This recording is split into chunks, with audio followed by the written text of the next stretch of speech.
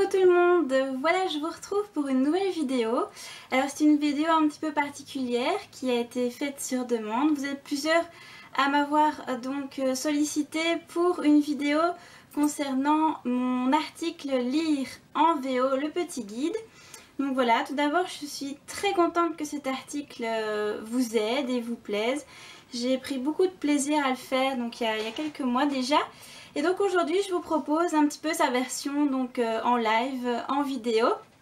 Bon évidemment je ne vais pas répéter tout ce que j'ai écrit, mais je vais vous montrer donc livre à l'appui un petit peu donc les différences de livres, donc les hardbacks, les paperbacks, etc. Et à l'occasion si vous voulez je vais vous raconter aussi un petit peu donc mes premiers pas. Alors vous allez voir que j'ai imprimé mon propre article parce que je pense que j'ai quand même écrit pas mal de choses. Donc voilà, moi tout ce que je peux vous dire sur la VO c'est qu'il ne faut pas avoir peur. Bon, je sais c'est facile à dire parce qu'on pense toujours qu'on n'a pas le niveau, que c'est inaccessible. Mais personnellement, quand j'ai commencé, j'avais le niveau du lycée. En plus, j'étais pas très forte au lycée. Donc pour moi, ça a été vraiment un défi. Mais dans le sens, un chouette défi parce que je me suis dit que j'allais découvrir de nouveaux livres et donc dans ce sens-là, ça allait être un plaisir pour moi, pas une corvée. Si vous voulez lire en VO, il faut avant tout que ce soit un plaisir, une découverte. Vous dire, ah bah tiens, moi je vais découvrir un titre qui ne va pas sortir en français ou qui n'est pas prévu maintenant. Donc c'est comme ça que vous devez le voir et pas vraiment comme une corvée. Si vous ne sentez pas à l'aise, bah, j'ai envie de dire, ne poussez pas le bouchon trop loin. Enfin, il faut vraiment pas être exigeant avec soi-même, il faut vraiment, donc retenez bien que ce soit un plaisir. Alors, moi, donc je peux vous encourager vraiment qu'à vous lancer parce que c'est du bonheur. Pourquoi? Parce que vous découvrez vraiment les mots authentiques de l'auteur, voilà, vous découvrez les expressions, les vraies expressions. Et ça, pour moi, c'est pur bonheur. Et puis, évidemment, vous vous améliorez quand même en anglais.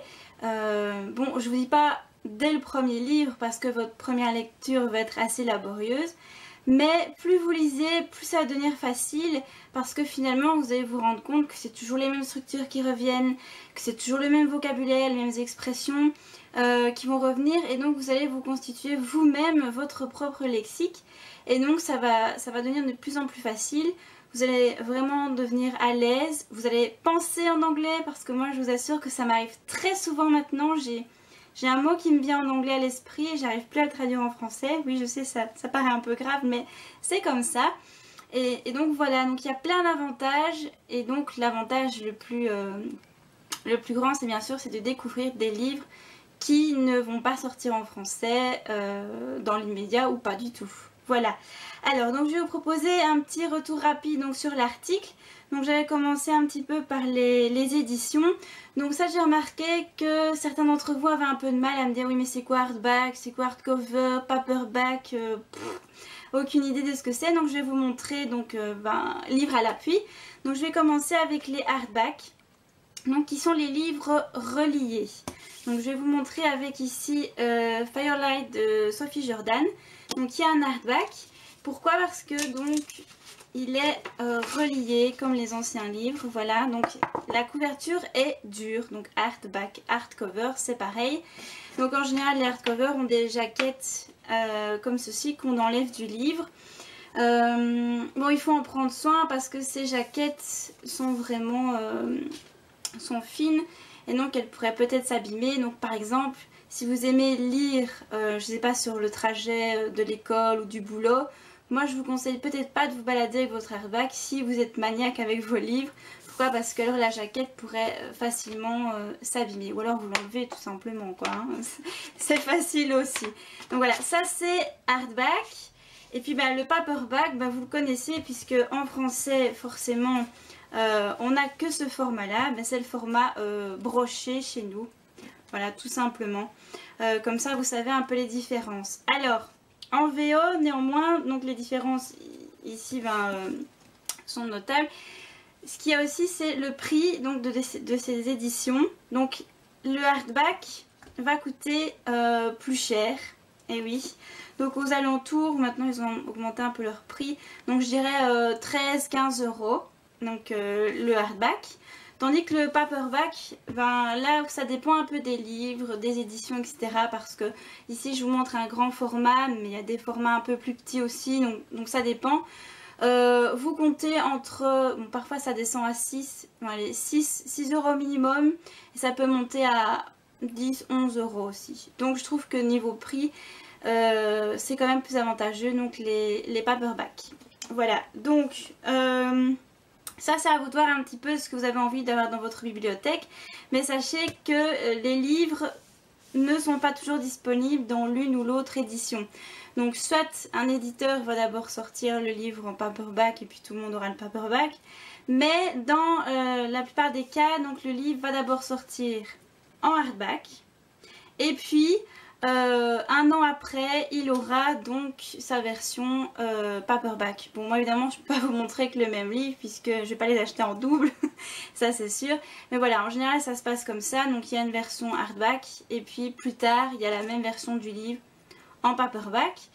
Ce qui peut changer aussi, ce sont les couvertures. Donc ici j'ai ma couverture hardback, ben, il se peut que la version paperback du livre ait une autre couverture, ça c'est tout à fait possible aussi.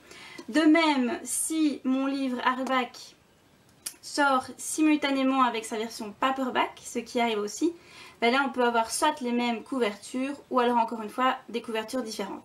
Donc il y a de quoi faire quand on achète en VO, donc il faut vraiment bien tout regarder, que ce soit les éditions, donc hardback, paperback, les couvertures, etc. Donc prenez le temps de regarder ce qui s'offre à vous. Alors, où acheter tout ça? Moi j'en conseille, donc je conseille évidemment d'acheter en ligne. Bon, je sais que sur Paris il y a plusieurs librairies anglaises, donc si vous habitez dans le coin ben, ça peut être utile, mais c'est un petit peu plus cher. Donc moi je vous conseille évidemment Amazon.fr, pas .com parce que .com vous allez avoir des frais de port exorbitants, donc c'est un peu bête. Donc Amazon.fr et donc Book Depository qui sont vraiment bien. Donc Amazon.fr, normalement vous avez les frais de port gratuits, donc les délais de livraison sont très rapides. Ce qu'il faut savoir c'est que le délai de stock chez Amazon est un peu plus long, donc ils n'ont pas toujours les livres en stock le jour de la sortie du livre. Il faut attendre 5 à 10 jours, mais bon. Donc là je vous conseille de surveiller un petit peu.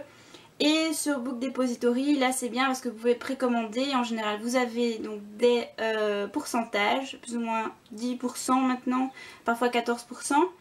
Mais alors le délai est beaucoup plus long, parfois moi j'attends jusqu'à 3 semaines. Donc c'est à vous de voir, à vous de comparer Amazon, Book Depository pour voir le prix le moins cher, etc. si vous êtes pressé ou pas. Donc ça c'est aussi à vous de voir un peu comment ça marche.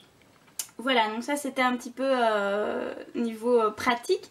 Maintenant comment se lancer, ça c'est vous qui voyez. Moi bien sûr je conseille toujours de l'inédit. Pourquoi? Parce que vous allez vraiment découvrir un nouvel univers. Et ça va vraiment vous aider à vous lancer dans la VO concrètement. Lire un livre que vous avez lu en français, ben, inconsciemment vous savez déjà l'histoire. Donc vous n'avez pas à faire l'effort de vous immerger correctement en anglais. Donc moi ce que je vous conseille, qui est marqué aussi dans l'article, donc c'est voir un petit peu les grades. Donc sur Amazon.com, vous avez dans les fiches descriptives, pas toujours, je précise, donc les grades. Donc quand vous voyez qu'un grade est à 9, 10, moi je vous le conseille pas parce que c'est un petit peu élevé. Un grade pour commencer qui comme plus ou moins vers 7, voilà, je pense que c'est pas mal. Alors le genre, j'y reviendrai après pour vous montrer que les livres que je vais vous conseiller. Donc de l'inédit, on est d'accord, que ce soit de l'inédit en nouvelle par exemple, pourquoi pas, des petites préquelles ou quoi, pour ne pas lire un gros pavé non plus, mais vraiment de l'inédit.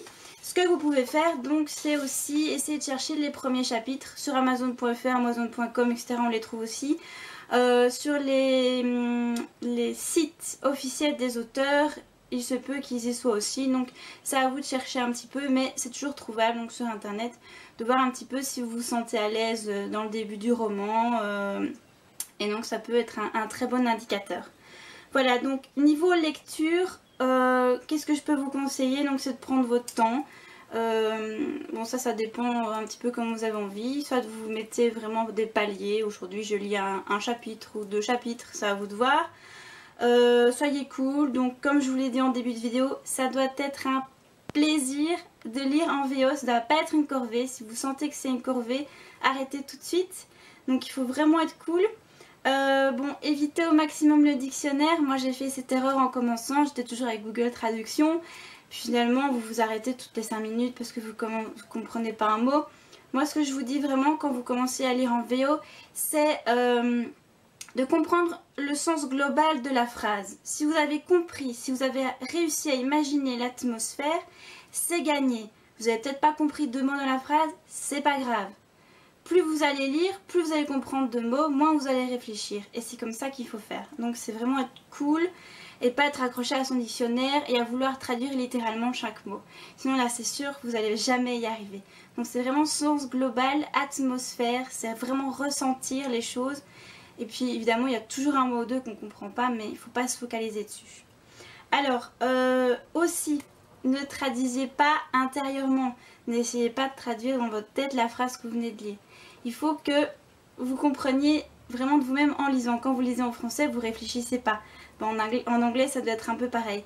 Là, c'est vraiment le conseil le plus difficile, mais il faut lire vraiment de manière fluide et naturelle, sans se dire, tiens, ça veut dire quoi cette phrase dans ma tête? Si je devais la traduire en français, qu'est-ce que ça donnerait? Ça va vous bloquer aussi. D'ailleurs, moi, je vous le dis, parfois, quand je suis en train de lire un livre en VO et qu'on me dit, tiens, qu'est-ce que ça raconte ce passage? Je suis incapable de le traduire. Pourtant, j'ai tout compris, mais je suis incapable de le traduire. Pourquoi? Parce que je l'ai compris. Et moi, ça m'a suffi. Je ne suis pas traductrice, donc c'est très difficile. C'est un exercice très difficile. Donc voilà. Tout ça, c'est des petits conseils donc, que vous retrouvez bien sûr dans l'article. Donc n'hésitez pas évidemment à le lire. De mon côté, donc, je vais vous remontrer un petit peu les différences. Donc je vous ai parlé de hardback, paperback, etc. Donc voilà, je vous remontrer un petit peu donc, quelques livres à moi que j'aime beaucoup. Voilà, donc ici c'est la série Lueur de feu de Sophie Jordan que moi j'ai en anglais. Donc vous voyez, la deuxième couverture est très belle. Voilà. Ce que j'aime beaucoup dans les hardbacks, c'est les très belles couvertures que je viens de vous montrer. Mais dans certains exemplaires, dans certains tomes, par exemple dans Forever Song, vous avez donc de très jolies couvertures. Donc vous voyez, je vous ai montré la jaquette de Firelight qui, quand je l'ai enlevée, elle est très simple. Et ici, voilà, on a un imprimé directement sur le relié et je trouve ça très très beau. Dommage que tous les livres ne le font pas d'ailleurs. Voilà. Et alors, dans City of Heavenly Fire, que je vous avais montré dans mon dernier IMM, donc là, c'est une édition un peu collector puisque je vous l'avais montré. Donc ici, c'est la jaquette qui propose une image imprimée donc, à l'intérieur. Donc c'est des petits bonus qui font que ces versions hardback sont vraiment magnifiques. Maintenant, il faut un peu mettre bien sûr le prix. Sinon, donc moi je vous le dis, les paperbacks sont aussi très très bien. Je vais vous montrer les plus belles de ma bibliothèque. Il s'agit donc de la série The Infernal Devices, donc de Cassandra Clare. Voilà, la paperback est superbe avec ici le symbole en relief. Donc elle est vraiment magnifique. Hein, je vous montre la seconde. Voilà, et alors, la troisième, je pense que c'est ma préférée.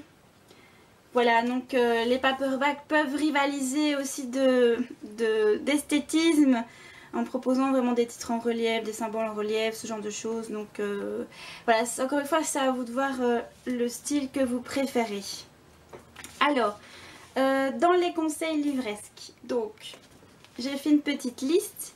Moi, je vous conseille peut-être de commencer par des dystopies ou des contemporains qui n'ont pas de paranormal dedans parce que les univers assez spécifiques comme les fées ou les vampires, etc., ça peut peut-être vous freiner parce que ça a un vocabulaire un peu plus spécifique, tandis que le contemporain, ce sont des situations un peu plus réelles, un peu de tous les jours, donc on peut s'y retrouver. Et les dystopies, c'est un petit peu pareil aussi. Donc c'est peut-être un petit peu plus simple.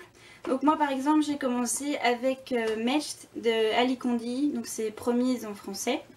Voilà, donc c'était un dystopique et je l'ai trouvé très simple, c'était mon tout premier, je ne savais pas du tout à quoi m'attendre. Donc voilà, pour moi ça a été un bon livre et ça m'a donné envie de continuer. Bon évidemment, ne faites pas la même erreur que moi, puisque moi j'ai enchaîné avec The Iron King de J. Kagawa, qui a un niveau d'anglais très élevé puisque c'est de la fantasy, donc les descriptions étaient assez précises avec un vocabulaire assez riche. Donc je ne conseillerais pas, malheureusement pas, donc The Iron King pour commencer. Ça c'est quand vous êtes plus à l'aise avec la VO, vous pouvez le tenter. Sinon il existe aussi en français. Alors, dans les dystopies, ben, je vais continuer par là. Donc, j'avais noté Pound de Amy Carter, qui était pas mal du tout. Voilà, c'est toujours un peu le même refrain. En plus, si vous avez eu des dystopies en français, je pense que passer en dystopie en anglais, ça va pas trop vous perturber, parce que c'est toujours un peu le même schéma. C'est classique. Puis regardez, ici, j'en profite pour vous montrer aussi la belle couverture hardback. Voilà. Donc il y a celui-ci qui est assez sympa, vous pouvez retrouver la chronique sur le blog, comme tous d'ailleurs. Alors en dystopie, un inédit en France et en Belgique, mais qui va bientôt arriver, c'est Ève de Anna Carey, qui est une dystopie vraiment très très sympathique et qui est vraiment très simple aussi. Franchement, c'est très aéré comme texte. C'est très fluide et franchement je pense que vous pourriez vous y retrouver assez facilement. Voilà. Donc les 3 sont déjà sortis en anglais. Et alors pour celui-ci, tant que j'y pense, il y a le 2 qui va arriver en octobre. Alors, il y a aussi, évidemment dans les dystopies, il y en a plein. Je pense aussi à Uninvited de Sophie Jordan que j'ai lu il n'y a pas très longtemps. Vous pouvez retrouver la chronique. Donc pourquoi pas celui-là. Mais il y a aussi du contemporain, donc par exemple Anna and the French Kiss de Stephanie Perkins qui est sorti tout juste en français, mais si vous avez envie de le tenter en anglais, moi je vous le conseille, déjà c'est un gros coup de cœur. Et puis alors là on se balade dans Paris, donc c'est cool parce que si vous connaissez un peu Paris, vous allez un petit peu vous y retrouver aussi dans les descriptions, donc ça c'est vraiment sympa. Et puis ben, là on est face à des jeunes qui sont à l'université, donc vous pouvez aisément vous imaginer les situations et les sentiments et les amitiés, etc. Donc voilà, celui-là est vraiment très sympa à lire et très accessible. Et donc si vous lisez le premier, ben, vous pouvez lire le deuxième. Lola and the Boy Next Door. Donc qui est dans le... c'est le même topo, sauf que ici on va parler un petit peu plus de mode. Puisque Lola, elle est accro à la mode, elle a un style bien spécifique. Mais encore une fois, ce sont les relations, amitié, amour, famille qui sont mis vraiment en avant. Et donc, ce sont des situations réelles dans lesquelles vous allez pouvoir vous identifier assez rapidement. Voilà. Alors, un autre contemporain que j'ai littéralement adoré, c'est limite si j'en suis même pas amoureuse, c'est Maybe Someday de Colleen Hoover, que j'ai trouvé vraiment magnifique, que je ne pense pas difficile. Voilà, je pense qu'il y a moyen de le lire aussi pour commencer en VO. Donc c'est une histoire d'amour ici. Voilà, c'est aussi une histoire de musique. Donc on écrit des paroles de musique, on peut écouter ces paroles. Donc je pense encore une fois que vous allez pouvoir vous identifier aux personnages qui vivent des situations, des sentiments très réels, très profonds, et donc vous allez, je pense que vous allez être emporté par cet univers qui est vraiment magique, magnifique. Voilà, il n'y a pas vraiment de difficulté dans ce livre, donc je vous le conseille aussi. En plus il est magnifique, donc c'est tout bénef, on va dire. Donc ça c'est pour les contemporains. Donc les contemporains, il y a aussi le Distance Between Us de Cassie West qui est aussi sur le blog, qui est aussi assez léger, qui est assez sympa. Donc je vous le conseille aussi. Là comme ça j'ai plus trop d'idées, je ne sais plus ce que j'avais noté dans ma liste, je vais vite regarder. Voilà, il y avait Fangirl aussi, vous pouvez tenter en anglais. Bon, il y a peut-être les fanfictions en elles-mêmes dans le livre qui sont peut-être un peu plus compliquées puisque ça c'est un peu pompé sur Harry Potter, donc là c'est un univers un peu plus magique. Mais sinon l'histoire globale en elle-même, c'est assez facile. Oui, voilà, c'est ce que j'avais noté. Et j'en avais quand même noté un en paranormal avec donc la saga Luxe de Jennifer Armentrout, ici avec Obsidian, qui va sortir en français en septembre, mais si vous voulez le tenter en VO, franchement il est super accessible et le côté paranormal n'est pas très compliqué non plus, on comprend tout de suite un peu qui ils sont, n'est-ce pas? Puis la couverture est assez révélatrice, je trouve. Donc voilà, je pense que côté paranormal, il y a celui-ci qui est assez accessible. qui est très sympa et qui est assez addictif aussi, comme tous les livres de Jennifer Armentrout. Donc voilà, je vous le conseille aussi si vous n'avez pas envie d'attendre la VF. Je vous conseille donc la VO en tout cas. Voilà, je ne sais pas si j'ai fait le tour un peu de tout. Si vous avez d'autres questions, j'essaye en tout cas de maintenir ma liste de conseils de livres à jour. Donc n'hésitez pas à retourner voir régulièrement dans l'article. Maintenant il est mis en vedette donc sur le blog dans la colonne de droite. Donc comme ça vous ne pouvez pas le louper. Comme ça vous pouvez agrandir votre liste. Et puis moi à chaque fois que je lis en VO, c'est vrai que je pense toujours un peu à vous pour me dire tiens, est-ce que c'est accessible ou pas. Donc voilà. Moi ce que je vous conseille en tout cas c'est de lire un maximum, de ne pas vous décourager. Et n'oubliez pas surtout, ça doit être un vrai plaisir, un beau petit défi aussi parce que finalement l'anglais ça aide toujours dans toutes les situations. Et quoi de mieux que d'apprendre à s'améliorer en anglais avec les livres. Donc voilà, moi je peux vous conseiller vraiment de vous lancer, n'ayez pas peur. Évidemment, il faut rester lucide. Les premières lectures, surtout la première, va être laborieuse. C'est pas pour ça qu'il faut vraiment abandonner l'affaire. Moi je vous conseille, c'est d'en lire 2, 3, 4, de voir votre niveau à ce moment-là. Et puis de varier évidemment les lectures, de tenter un livre un peu plus compliqué, un univers un petit peu plus spécifique. Et puis vous allez voir, vous allez vraiment vous améliorer et ça va devenir limite une seconde nature chez vous de vouloir lire en VO. Et le choix ne va être que plus grand dans vos achats puisqu'évidemment en VO il y en a plein à découvrir. Donc c'est que du bonheur. Voilà, j'espère en tout cas que cette vidéo vous a plu, qu'elle a pu vous apporter plus de précision par rapport à l'article. Donc n'oubliez pas, donc si vous avez des questions, moi je suis là et j'y répondrai avec plaisir puisque comme vous le voyez j'adore la VO. Hein, les 3/4 de ma bibliothèque sont en anglais, donc n'hésitez pas si vous avez besoin d'un conseil par rapport à un livre qui vous intéresse, que j'aurais peut-être déjà lu, etc. Ce serait vraiment avec plaisir. En attendant donc, n'hésitez pas à revoir l'article écrit et puis moi j'attends vos retours sur cette vidéo et je vous retrouve très bientôt donc sur le blog pour d'autres nouvelles vidéos ici sur YouTube et on se retrouve aussi sur les réseaux sociaux. À bien vite.